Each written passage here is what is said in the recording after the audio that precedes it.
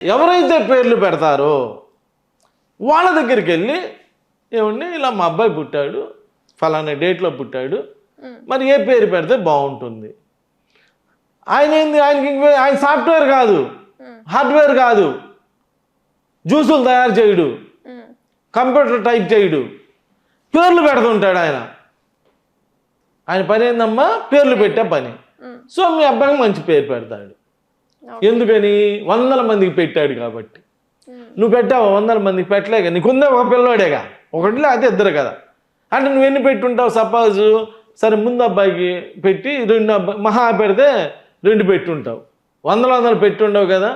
అంటే 1-2కే నీకు అంత ఎక్స్పీరియన్స్ రాదు కదా. నువ్వు ఫస్ట్ క్లాస్ సెకండ్ క్లాస్ చదవగానే నీకు ఉద్యోగం ఇస్తారా? ఇచ్చారమ్మా?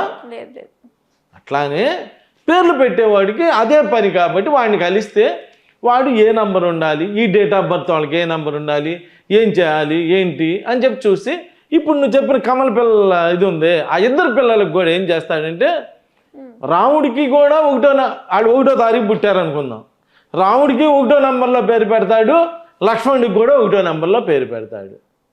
అప్పుడు ఇద్దరు పైకి వస్తారు. నీ పేరు సరిగ్గా పెట్టలేదు అనుకో, ఒకడికి అది ఒకడికి ఇది పెడితే పైకి రారు. సో నువ్వు చేయాల్సింది ఏంటంటే, ప్రతి విషయంలో మైండ్ ఎట్లా ఉండాలి తెలుసా? ఎవరు చేసే పని వాళ్ళు చేయాలి, అన్నీ నాకే తెలుసు అని. కొంతమంది కరెంట్ రాకపోతే వెళ్ళి టెస్టర్ కొనుక్కొని చేయటం బిగిన్ చేస్తారు. ఇది గంట సేపు చేశాడు అనుకో, ఈ గంటలో నీ పని నువ్వు సరిగ్గా చేసుకుంటే, ఇప్పుడు సపోజ్ అది బాగు చేస్తే 100 రూపాయలు మిగిలినాయి అనుకుందాం. ఈ 100 రూపాయల ప్లేస్లో నీ పని నువ్వు కరెక్ట్గా చేస్తే నువ్వు 1000 రూపాయలు సంపాదించుకోవచ్చుగా.